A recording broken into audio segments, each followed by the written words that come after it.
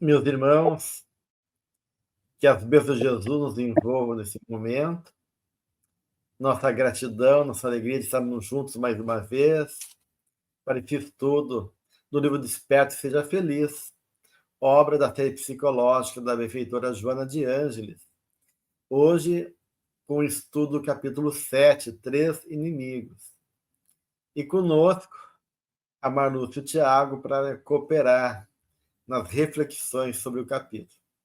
Bem-vindos, Tiago, Marlúcia, nesse capítulo tão rico, né, como sempre o é, né, da prefeitura, mas esse especial achei muito interessante, já que ela traz elementos profundos da dinâmica da alma, né, e as implicações que envolvem esses elementos.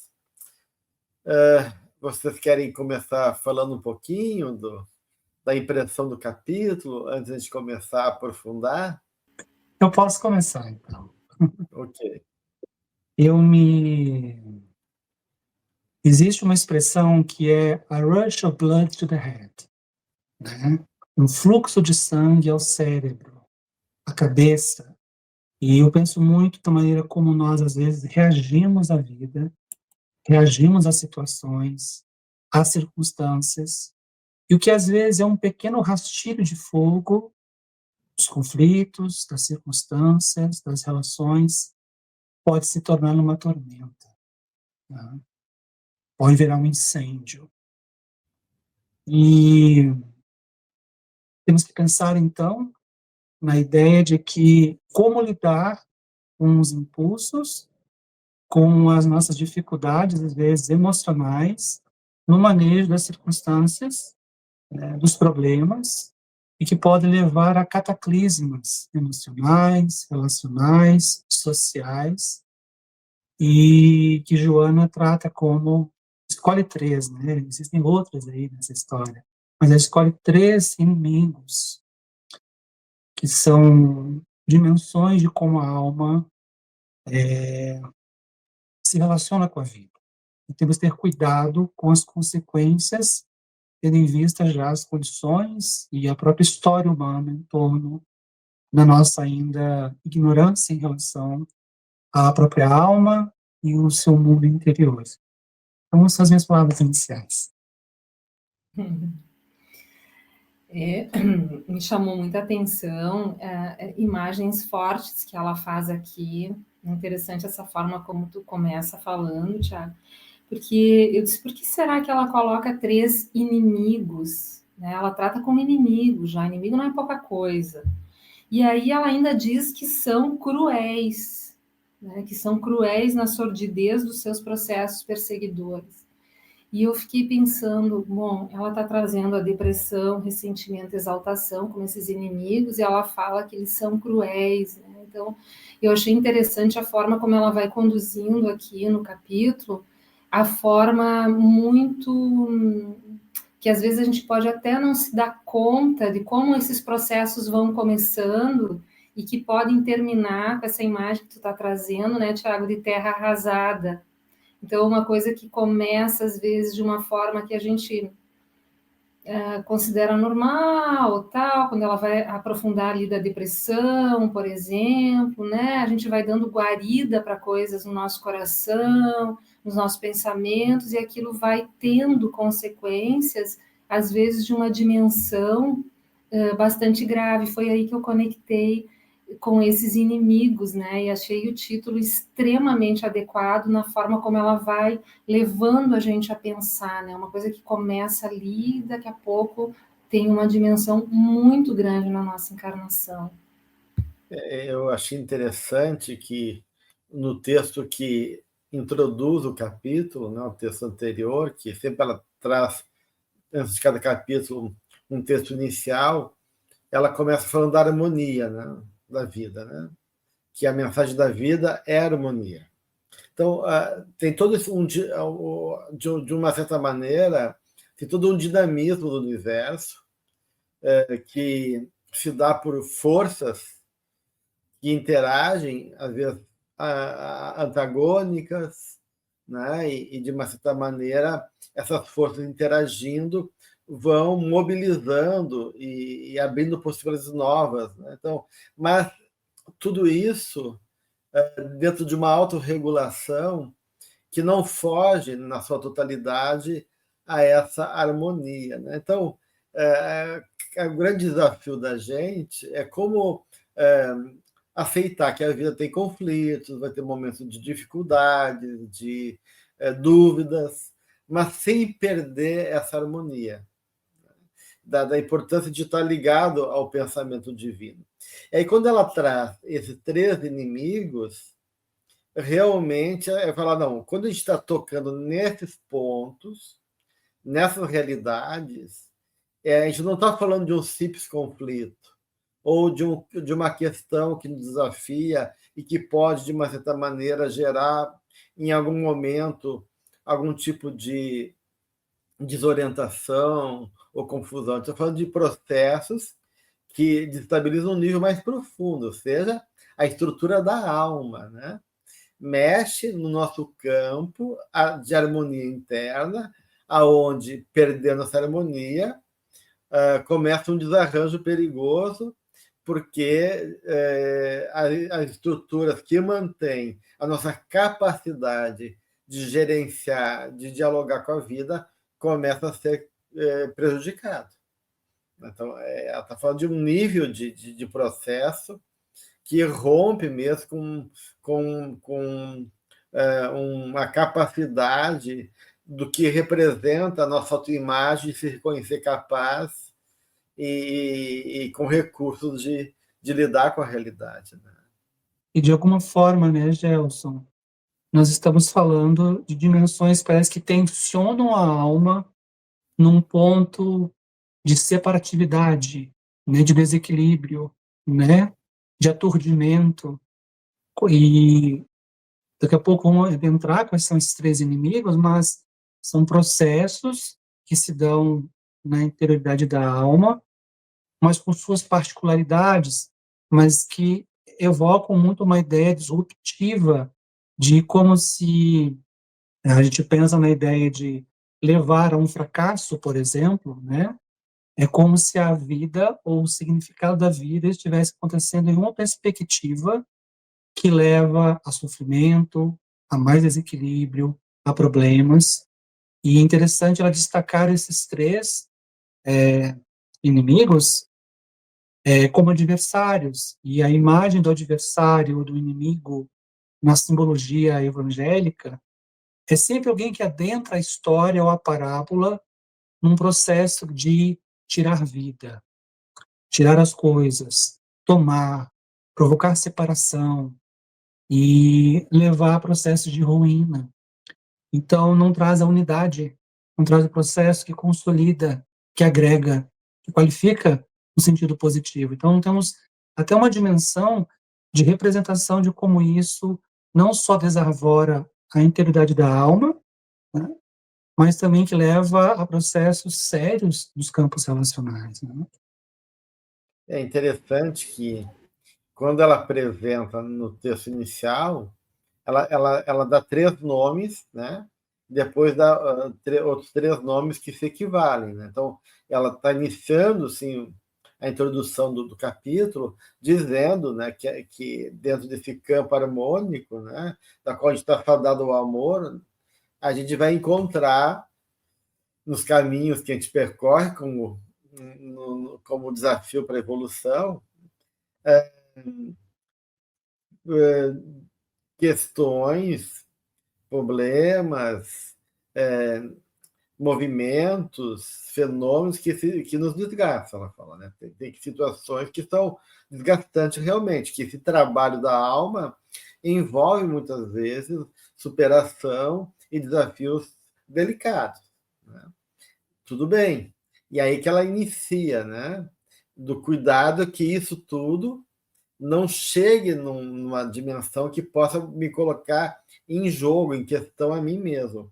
E ela fala, então, que quando isso acontece, tu para de crescer, tu fica intoxicado e tu pode enlouquecer. Então, olha só realmente a gravidade quando a Malúcia reforça, né, essas questões do perigosamente, né, no coração, na mente, né, que ela fala de coisas que são cruéis, né, elementos cruéis. Realmente está falando de elementos que têm um significado importante do ponto de vista desse processo de desestabilizar realmente a alma nas suas bases, né? E ela fala, então, do desalento, da mágoa e da violência. Então, o desalento, depois ela vai falar da depressão, a mágoa, ela vai falar do ressentimento, e a violência, ela vai falar da exaltação. São 3 elementos que ela está chamando atenção do quanto isso são processos perigosos para todos nós. Zé, eu fiquei pensando, né? Quem aqui não sente desalento ou se sente desalentado, quem não tem mágoas, né?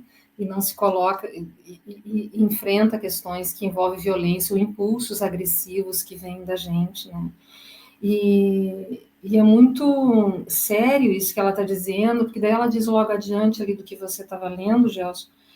A conduta recomendada é a que se deriva da vigilância, que se mantém atenta aos primeiros sinais de desajuste, logo restabelecendo o ritmo da ação. Então, isso me tocou muito aqui, quanto às vezes a gente é desatento ao início de alguma coisa, a gente, né, então tá, eu vou ficando, tá, tô desalentado, mas tudo bem, a vida que segue, mas segue. Já fiquei pensando o que tem em comum entre essas 3 questões, né? O desalento, a mágoa e a violência. Fiquei pensando que são processos realmente que dão uma parada na vida da gente, impede o fluxo. E aí ela vai dizer que acontece uma coisa gravíssima depois, porque são estados muito difíceis, né, da gente, como ela vai dizer, só com muito esforço, depois que isso se instala, é que a gente consegue sair disso. Então, eu fiquei pensando nesses desalentos, né? Quantas tristezas que a gente vai cultivando, às vezes não consegue trabalhar aquilo que está nos movendo. Às vezes a nossa postura um pouco pessimista em relação às coisas, né? Um tom muito negativista em relação à vida, e a gente não se dá conta que aquilo ali está fermentando, aquilo está pode ir para um lugar muito difícil da gente sair depois. E eu acho que é nesse sentido que eu senti, assim, que ela chama de inimigos. Olha, a gente tem que identificar isso no início, que depois tem tratamento? Tem. Mas aí já houve uma série, né, de desdobramentos em relação a isso, que se a gente tivesse uma certa atenção antes, né, poderia ser evitado, porque em algum momento ela fala de vacina. Eu fiquei pensando nessa ideia de evitar, né? A gente toma vacina para fortalecer o nosso sistema imunológico, para evitar que algo mais grave, não é que não vai acontecer, né? Não é porque a gente está vacinado que não vai ter, mas a gente fica mais protegido, né? Então, eu achei muito, muito profundo ela trazer 3 inimigos que fazem parte da nossa, não sei se do nosso cotidiano, mas que estão muito próximos de qualquer experiência humana, né? Muito bom, e eu lembrei, sabe, enquanto tu falava, querida, que na parábola, né, do joio e o trigo, né, é interessante que o momento em que, depois de haver a semeadura da boa semente, né, o homem dorme. Esse adormecimento, esse entorpecimento é o que permite simbolicamente a chegada do inimigo e a semeadura do joio. E é interessante, então, assim, em momentos em que nós menos esperamos, algo também pode estar ali, germinando, sem que nós conscientemente percebamos. Então, a ideia de que a gente precisa, então, entender de que estarmos atentos a esses processos, e Joana está destacando isso, estejam atentos a si mesmos, né? Prestem atenção a si próprios, no que está acontecendo dentro de vocês, naquilo que vocês estão sentindo, porque eu vejo muitos corações, inclusive o nosso aqui, às vezes a gente está tentando entender o que está se processando e nós damos um nome para isso. Estou chateado. Eu só estou chateado, logo passa. Aí, de repente, você percebe que aquilo não está passando. Aí eu estou sentindo, na verdade, é muita raiva. Ah, mas eu não posso sentir raiva assim. tem que superar isso. E, às vezes, essa conotação de não compreensão e, de fato, uma avaliação honesta do que esses processos estão se dando dentro de nós, levam a cadeias outras em que a alma seria tomada em processos muito difíceis. E gosto quando Joana fala da ideia de, assim, que ela qualifica a depressão, associa ao desalento, mágoas ao ressentimento e a violência, né? A essa exaltação, muitas vezes, toma conta do indivíduo ou das massas. Então, a ideia da vigilância, que é uma palavra muito querida no Evangelho, reaparece aqui também como uma necessidade do nosso desenvolvimento de consciência, para que a gente esteja atento a esses sinais primeiros.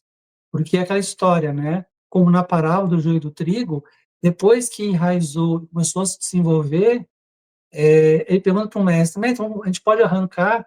Não, espera.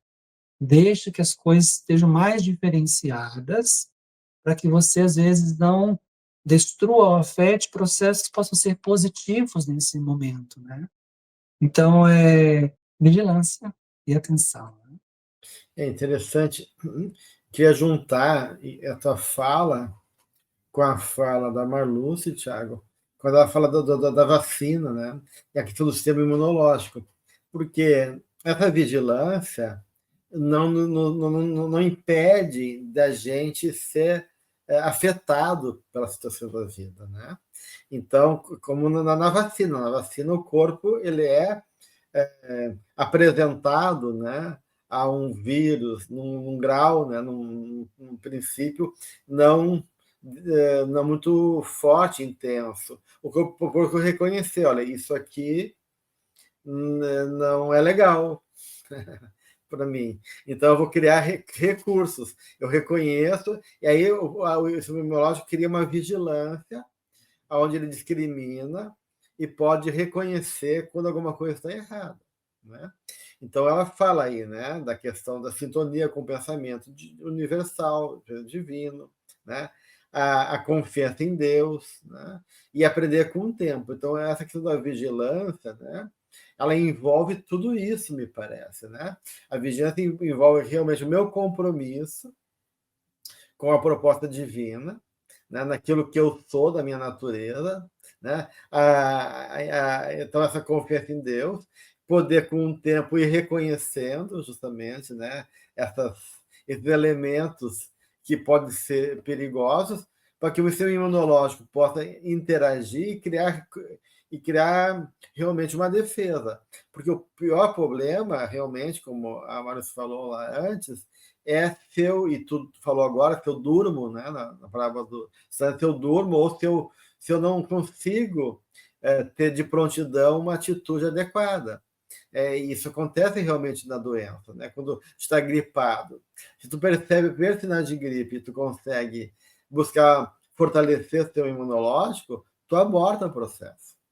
Tu consegue ter força. Agora, se tu não cuida e aí a coisa se instala, depois que instalada, é muito mais difícil de. Né? E se o seu imunológico está realmente afetado, isso pode te levar ao óbito, né? Porque isso danificou tanto a tua estrutura que não tem mais recurso suficiente para fazer frente àquele processo que te invadiu e destabilizou a tua identidade, né? Porque o seu imunológico está reforçando aquilo que eu sou, né?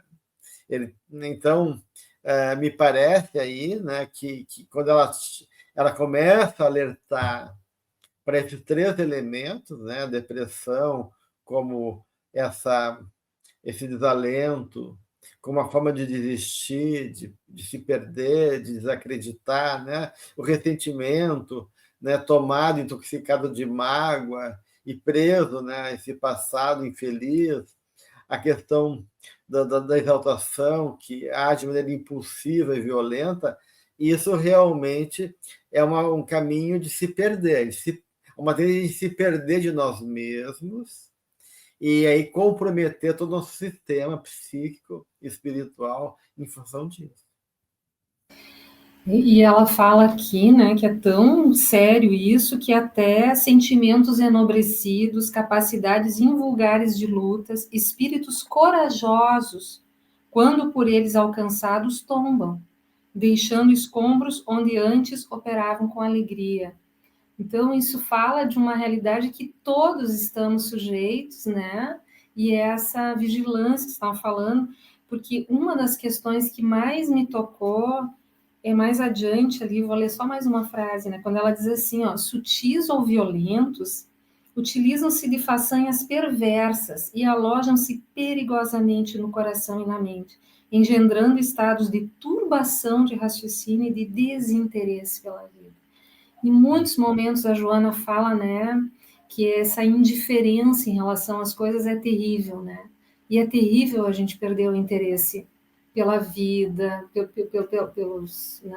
pelo que nos conecta aqui, né? Então, realmente pode comprometer muito todo um projeto, né, que é pensado antes da gente reencarnar. E e aí eu fico pensando assim nessa questão que o Tiago levantou, né? Que tem a ver agora com essa metáfora que o Gelson aprofundou tão bonito do sistema imunológico, da nossa dificuldade mesmo de lidar com aquilo que está dentro de nós, né? De reconhecer mesmo os nossos sentimentos e se relacionar. Não é só reconhecer, é se relacionar mesmo, né? Porque é como tu estava dizendo, às vezes tem coisas que a gente vai achando que, não vou dar bola, e vai botando num cantinho ali. E aquilo vai tomando uma proporção que daqui a pouco eu já me perdi daquilo, né? Então, me chamou muita atenção, assim, essa questão, né, de que mesmo pessoas que em tese estão mais preparadas, elas também podem estar sujeitas a isso, né? Tem um ponto que me chama a atenção, que quando a gente pensa nesses três, né, depressão, ressentimento e exaltação, eles de alguma forma atingem com uma cor muito particular o ego. Tem algo muito relacionado a como que o ego está manifesto nesses processos e reagindo a essas questões.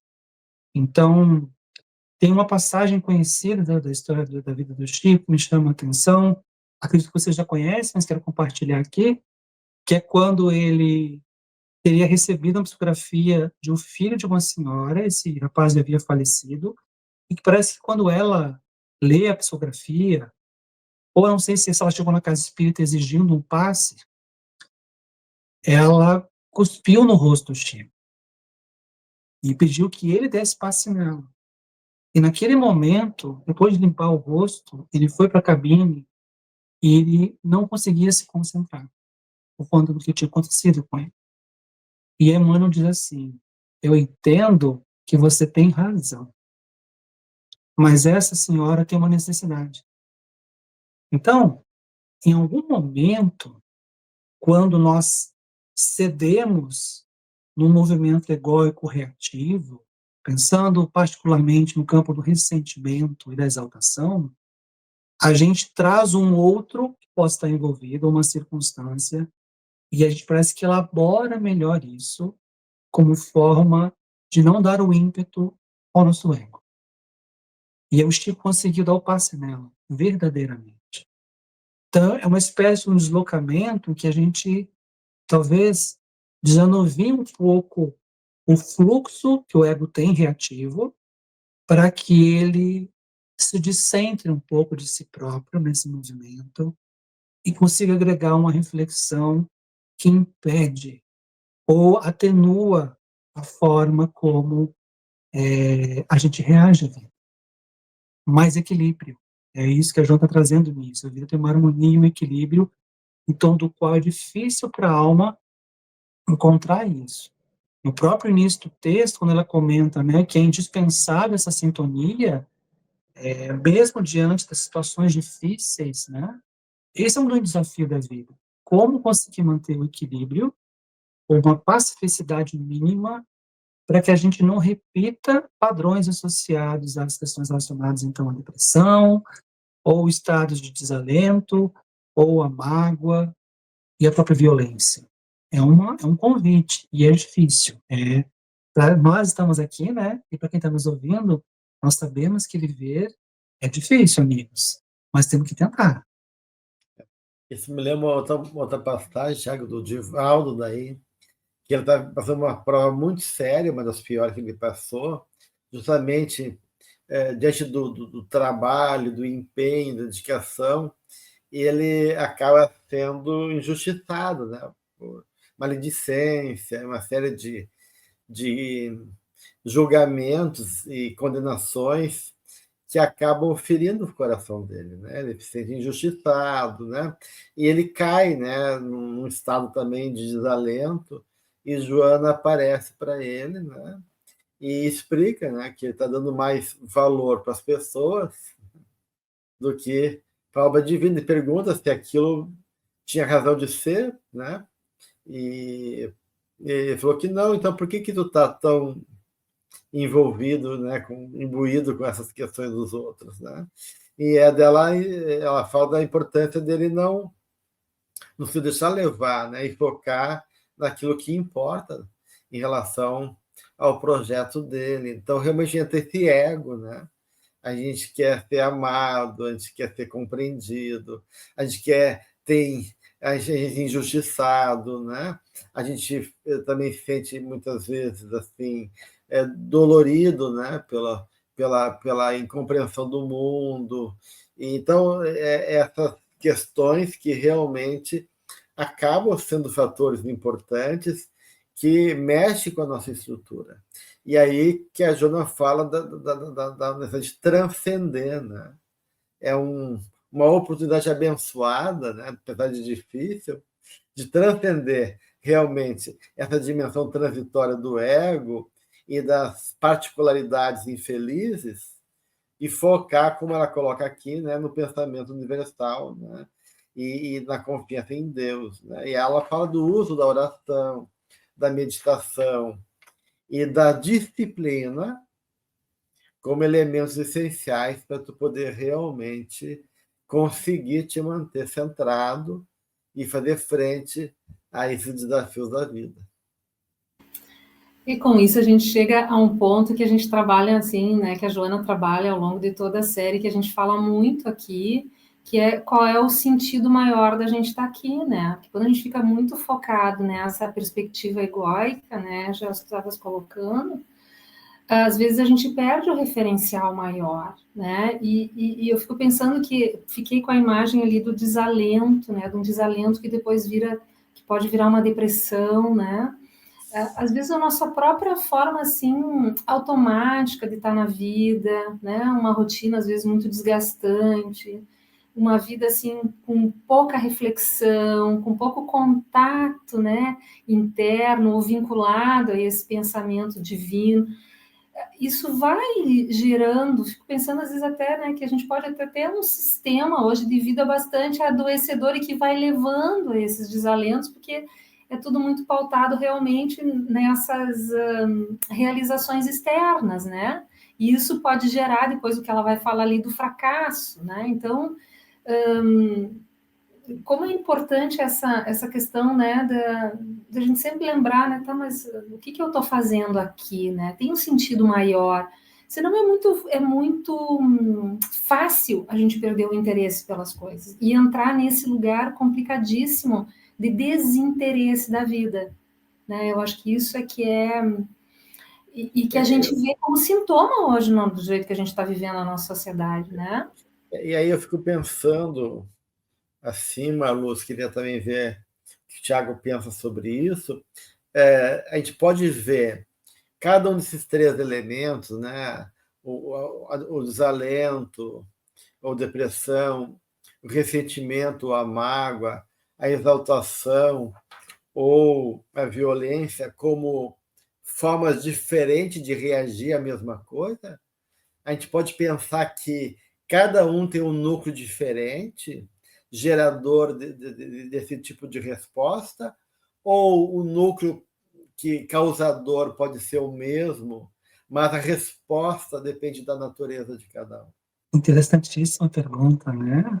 Como eventos similares ou eventos aparentemente iguais incidem sobre cada um de nós e o que isso desperta em nós. Que tipo de reação isso evoca de nós. Às vezes, eu tendo a pensar na segunda opção, Gelson. Pensando aqui um pouco algumas pessoas que conheço, em especial trabalhando com adolescentes, vejo que, às vezes, falar sobre certas questões deflagram reações muito diferenciadas sobre temas parecidos. Então, talvez, estejamos falando, né, da maneira como a alma, né, em si, qualifica, como ela apreende, como ela interpreta, como ela pode reagir a esses estados, né? Então, eu pensei assim, e você, Marluz, o que tu acha? É muito interessante essa provocação do Gelson, né?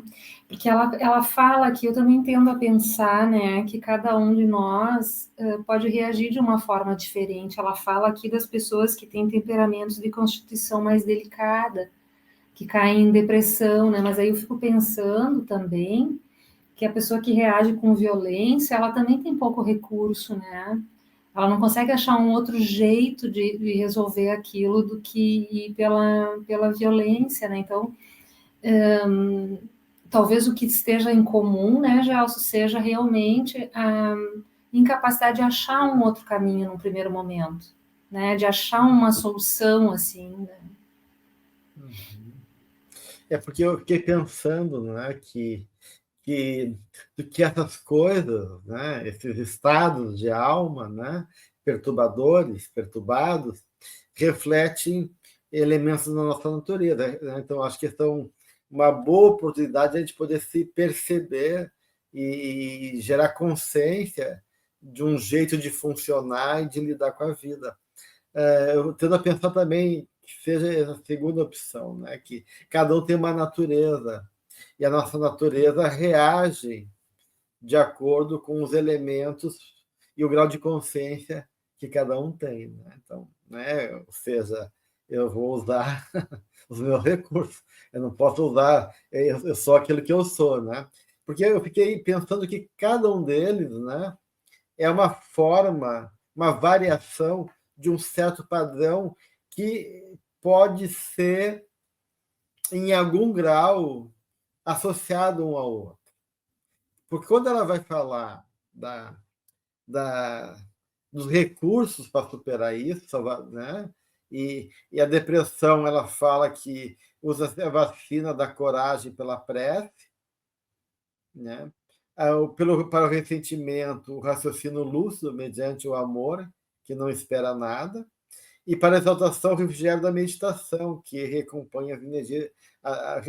Recompõe as energias. Então, se a gente for aprofundar e se atentar melhor a isso que a Joana está dizendo, são todos processos onde tu tem que parar e quebrar, né, essa forma de lidar através de um campo de reflexão e de elaboração, seja a meditação, seja o raciocínio lúcido, seja a prece, né? Então, são estratégias de para e reavalia, né? Então, de uma certa maneira, nós temos uma cegueira espiritual que a gente não consegue digerir aquela realidade e dá uma resposta conforme a nossa natureza.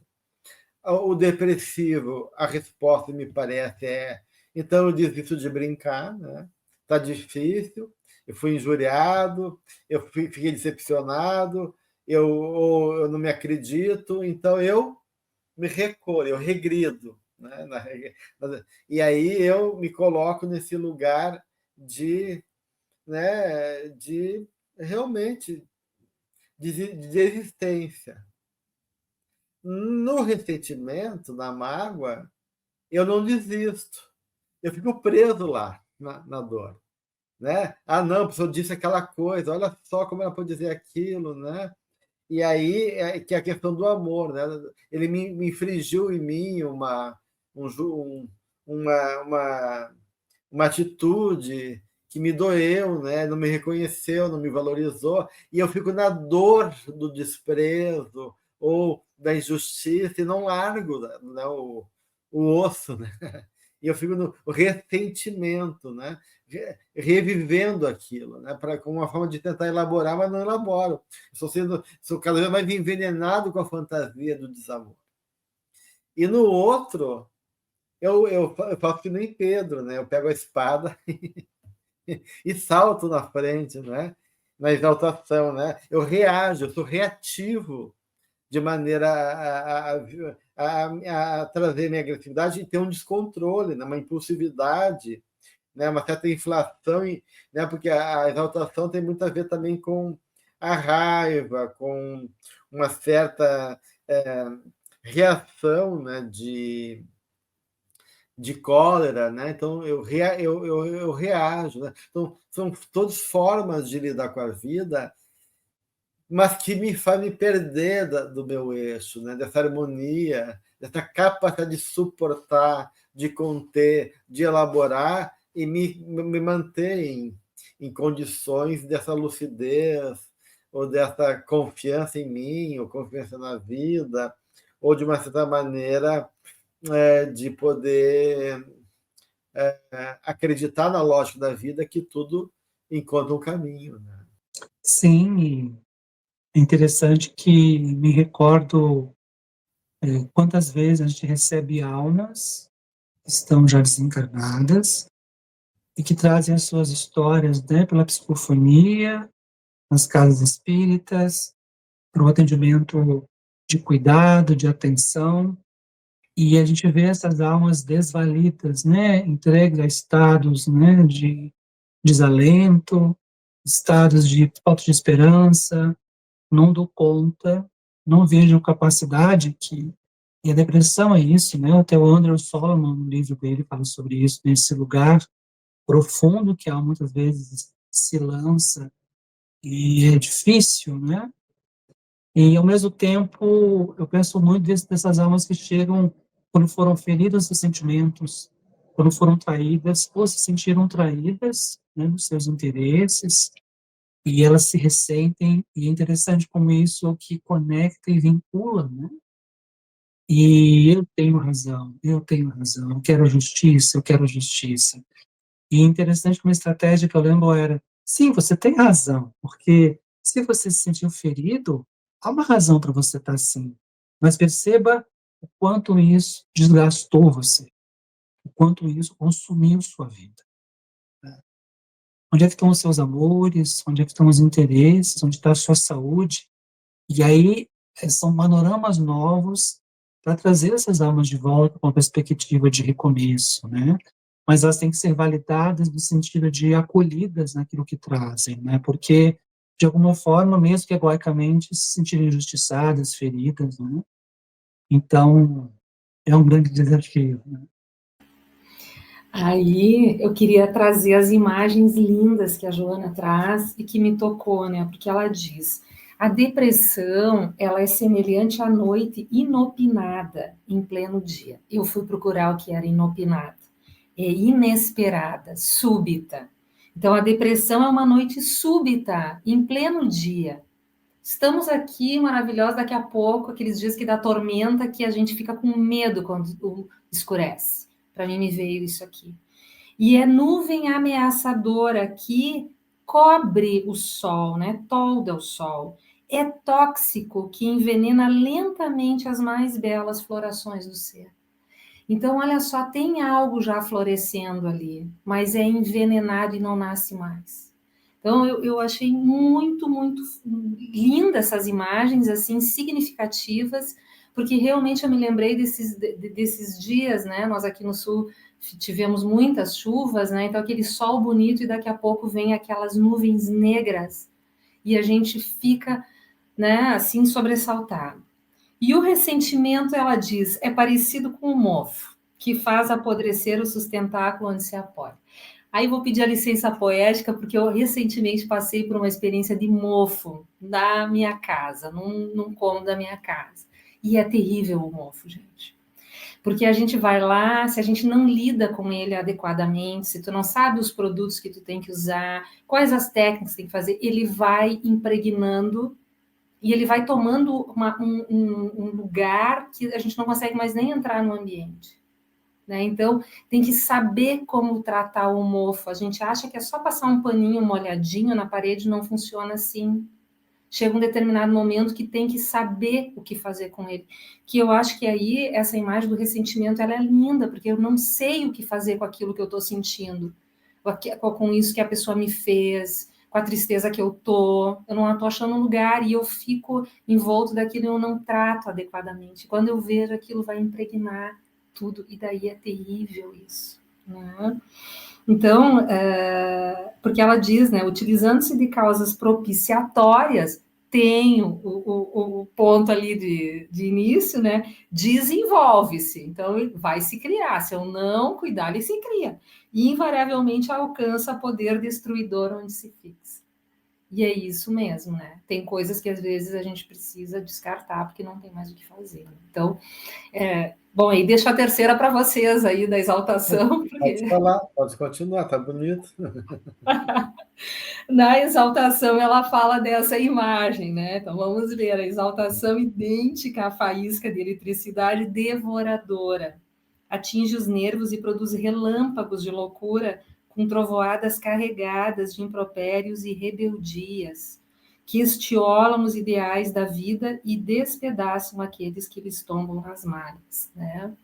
Isso também, quando ela traz aqui, né, que produz relâmpagos e essa eletricidade, eu presenciei uma cena de vir um raio e destruir um gerador na rua, e aí é aquele clarão, e aí destrói ali, né? Fica todo mundo sem energia e tal. Então é uma coisa muito intensa que provoca um dano muito grande, né? E essa exaltação, eu fiquei um tempo aqui, né? Que eu acho que é esses momentos ali que estava trazendo, né, já de raiva, de que vem aquele impulso e quando a gente vê, a gente toma uma decisão, toma uma atitude que depois pode gerar uma repercussão muito grande, né? Então, realmente são inimigos mesmo, né? Estou concordando com a Joana aqui com o título.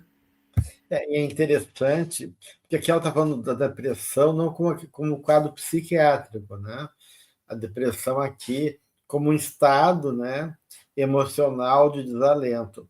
Mas se a gente for pegar o quadro psiquiátrico, né, com todos os sintomas possíveis da depressão, todos esses elementos, o desalento, o ressentimento, a exaltação, fazem parte da depressão, ou seja, tudo leva a um processo de degeneração psíquica que pode provocar um quadro depressivo grave, né?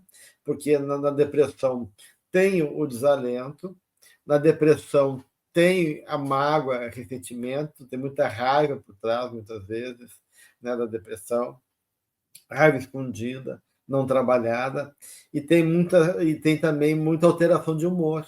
Uma das características da depressão é a irritação, também, né, o humor, né, incômodo, né, irritativo, a pessoa, né, fica... Então, de uma certa forma, a gente podia pensar, né, que são facetas que podem promover um quadro muito sério do ponto de vista mental e psicológico, né? E realmente invalidar a condição da pessoa de administrar a vida dela, dependendo do grau que isso vai tomando, né, a dimensão interna desse indivíduo. Isso realmente gera processos muito graves do ponto de vista da saúde mental. Tem um trechinho aqui que me lembrou, esse trechinho quando ela diz assim, prosseguindo o que a Malu estava explicando também, colocando também, e os recursos salvadores, então, para essas paisagens, para esses cenários difíceis da alma, ela diz novamente, a oração, né? Prosseguimento do trabalho e o amor desinteressado e incessante.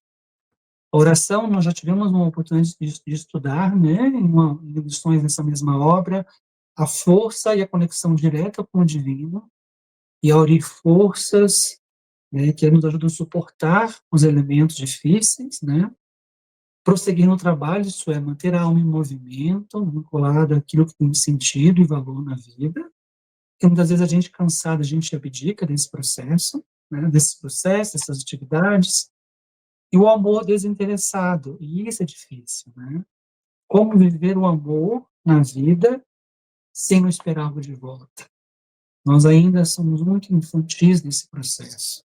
De alguma forma aparece a nossa, mas não me agradeceu, poxa, eu levei para janta, eu levei as minhas mais gostosas rabanadas e ninguém comeu, né? Eu fiz isso pela pessoa, ela nem me agradeceu. Há um interesse ainda, algo que se espera nesse processo. E eu lembrei, na obra Paulo e Estevão, no momento em que Paulo está no deserto com aquele casal, Áquila e Prisca, e estão conversando sobre as lições do Evangelho. E aí, o Áquila explica, o Paulo está só no fim do casal conversando sobre as lições que haviam aprendido com Pedro.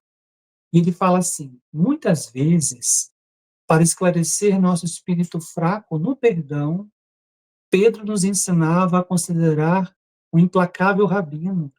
Está se referindo a Saulo, que está ali anônimo, né? Considerar esse implacável rabino como a de um irmão que as violências obscureciam. Está falando das exaltações dele, né? Que levou o sofrimento de muitas almas, inclusive Estevão, para que nós, para que os nossos ressentimentos mais vivos se desfizessem, historiava o seu passado, isto é, a história do rabino, de Paulo, dizendo que também ele, por ignorância, desculpa, Pedro, ao se referenciando, eu também neguei Jesus 3 vezes. E salientava as nossas fraquezas humanas, induzia-nos a melhor compreensão sobre as nossas vidas.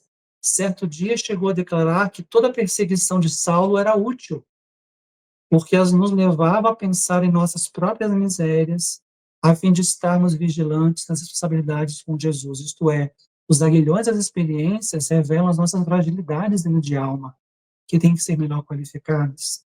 Temos que nos fortalecer, e para que a gente sustente as nossas responsabilidades. Acho que é uma passagem interessante sobre esse lugar da gente ter muito cuidado da maneira como a gente se relaciona com as intercorrências que nos fazem reativos. Ou às vezes a gente abandona, a gente desiste, a gente descrê, quando na verdade a vida está nos chamando, não, vamos lá, continue, vamos tentar mais uma vez, prossiga. E essa figura do Saulo, né, doutor da lei, exaltado, né, que testa, né, os cristãos, né, que provoca esse exercício de poder sustentar, né, a sua fé e dar seu exemplo, é o que ela vai falar mais embaixo, né? Olha, gente, o que vocês esperam da Terra, né? Então, o cristão decidido, diz ela, né, é óbvio que vai enfrentar uma série de dificuldades, né? Porque o mundo é um mundo onde há crueldade, ela coloca aqui, né, que busca aplausos de uma maneira superficial, insensata, num culto às vaidades, né, de uma corrupção, dos interesses mesquinhos da vida, onde o egoísmo e o orgulho ainda tingem a nossa paisagem de maneira muito marcante. Então, não dá para esperar compreensão, não dá para esperar, né, facilidade, não dá para esperar estímulos positivos. A gente está realmente numa condição de luta. E ela, muitas vezes, na obra dela, vai falar da coragem e da luta, que a vida é luta, e que nós temos que aprender a lutar, aprender a enfrentar, e não ficar se condoendo, se justificando ou reclamando. Até porque tudo está na medida da nossa força e daquilo que a gente necessita, porque na obra divina não há injustiça, né? Então, se a gente sabe que não há injustiça e que a vida se configura no lugar certo, dentro dos elementos certos, que, de uma certa forma, me asseguram o meu aprendizado, então que a gente possa recolher essas experiências de maneira positiva, né? E não ceder, né, a essas provocações que tangenciam e muitas vezes tocam também na nossa interioridade. Que a gente está falando disso, na verdade, né? Esses inimigos que a Joana está falando aqui não são os de fora, né? São os de dentro, que são os piores, são os mais desafiantes. Os de fora estão ali, vêm e passam, né? Mas esse a gente tem que conviver e suportar ele dentro da gente. E esse que é o grande desafio.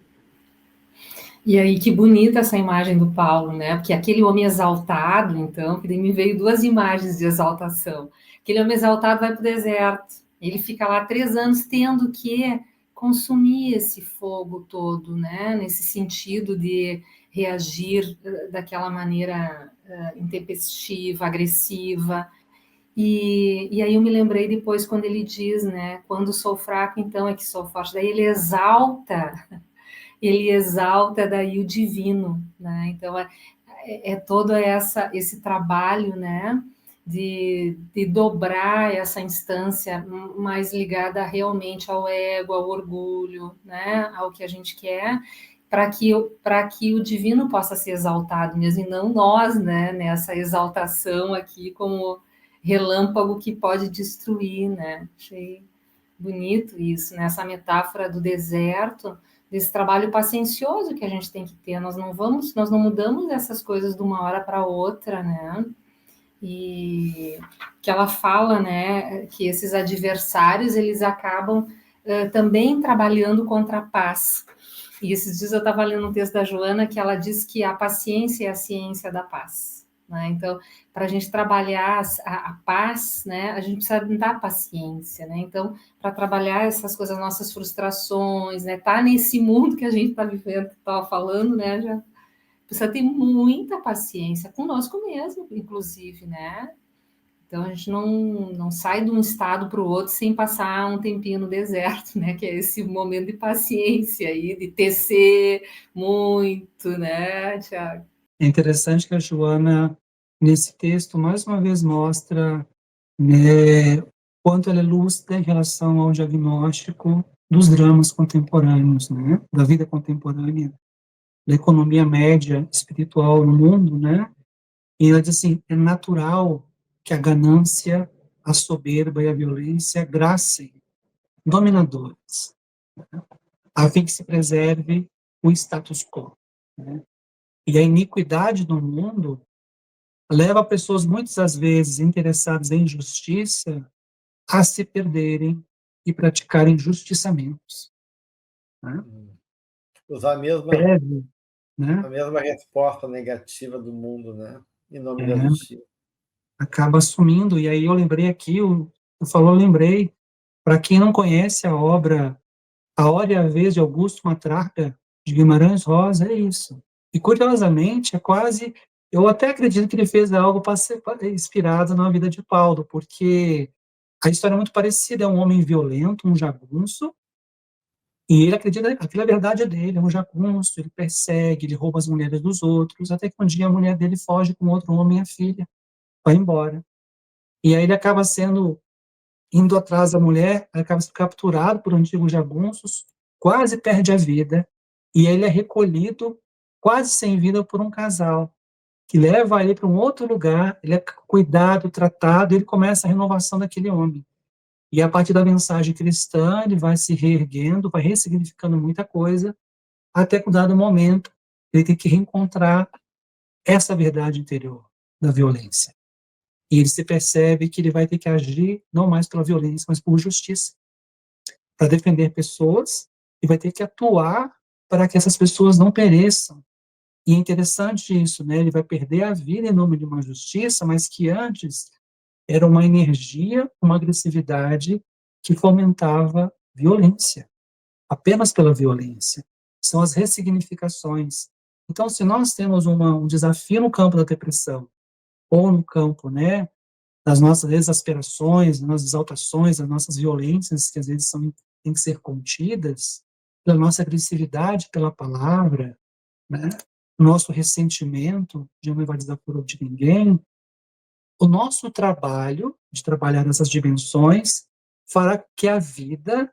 Vamos ver se o Tiago, se a Marluce, se o Gelson, de fato, estão preparados, estão cuidando disso.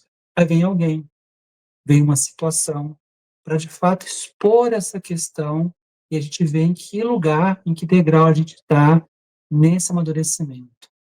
Então, não tem como fugir. Aí nós, e cabe a gente trabalhar essas dimensões na gente, né? Com certeza, né? E realmente ela vai ter bastante positiva na forma de colocar aqui, né? Como é que a gente pode querer justamente sair, né?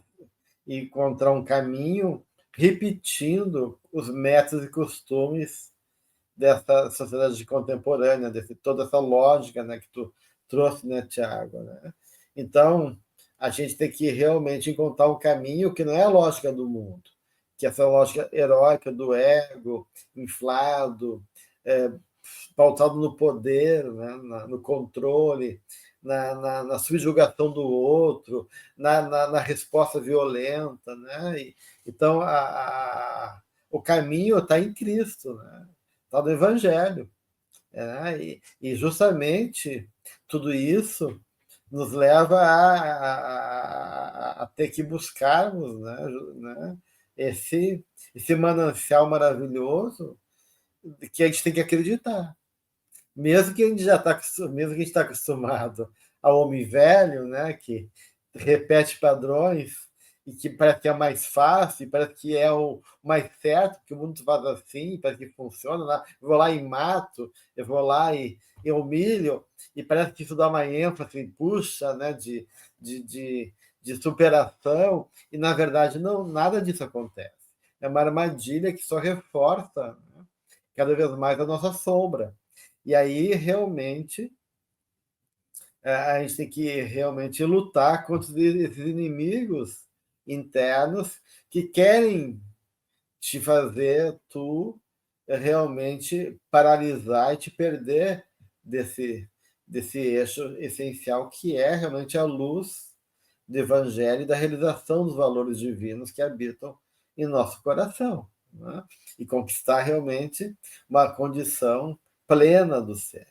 Então, o quanto, né, a gente precisa realmente trazer à tona essa lucidez que a Joana propõe, né, e se manter comprometidos com essa luz que nos guia, que é essa luz divina do nosso Mestre Maior.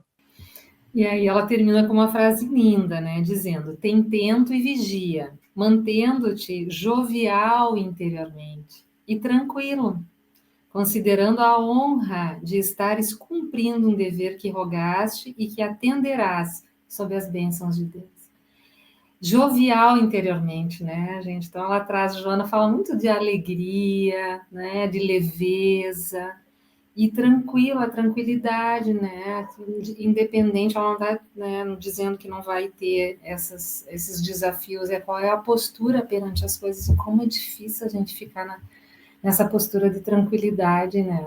Eu acho que isso aqui é um grande desafio para nós aqui.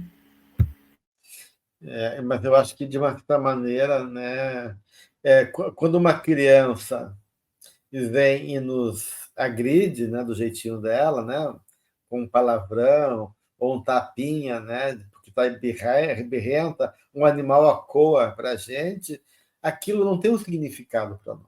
Né? A gente consegue contextualizar e dizer, puxa, né, e tem até uma certa, não só uma compaixão, mas um certo forma de rir até da situação, né? E não pegar para si aquela história, porque a gente sabe que não faz sentido, né? E que não há uma verdadeira intenção de nos agredir, a gente não se sente ameaçado e nem violentado. Então, eu acho que é isso, a gente reconhecer que somos crianças espirituais e que na resposta do outro, do outro, a gente possa poder reconhecer, né? E sair desse ego infantil nosso também, e poder ter essa tranquilidade que ela fala. Né? Alguma coisa mais, Tiago, para encerrar? Para encerrar, compartilhar que a linguagem da cruz, ou do suportar a vida, manejar as dificuldades, acolher os dissabores, né, beber nessa taça diária das intercorrências, é a linguagem da cruz. E Emmanuel diz assim, né? Mas essa mesma linguagem da cruz, ela é loucura para aqueles que permanecem em certas formas de viver as suas encarnações e que se malcomunam em problemas, repetem situações e muitas vezes terminam as mais belas florações do sentimento que precisa nascer para melhor se relacionar com essas mesmas novas experiências difíceis. E ele diz assim: estes dominam a muitos, incapazes do próprio domínio, ajuntam tesouros que a imprudência desfaz e tecem fios escuros de paixões obcecantes em que sucumbem à maneira da aranha encarcerada nas próprias teias. Então, repetir essa mensagem diante da dificuldade da vida, que comumente reagimos. Esses três inimigos, eles são representações de fato de como a alma se interpõe ou ela se afirma perante a existência, mas que leva muitas vezes a mais dificuldades, mais desafios. Então, que a gente possa viver os nossos testemunhos, as nossas experiências, lembrando que se Jesus, no seu martirológio, foi da sua captura até a sua crucificação para alçar os céus, né, e a alma se libertar desses processos, nós também temos a nossa própria crucificação diária, que a gente possa ressignificar o sentido dela para melhor vivermos com mais amor, mais justiça, mais pacificidade e mais perto de Deus, né? Com certeza. Muito bem. Então, são algumas reflexões desse texto maravilhoso, e da qual já convidamos para o próximo capítulo, capítulo 8, Diante da Luta. Né? A gente então agradece a todos que nos acompanham nesse estudo abençoado que a Benfeitora nos possibilita, e então possamos contar com todos para a gente poder continuar esse estudo, então, no próximo encontro, o capítulo 8, Diante da Luta.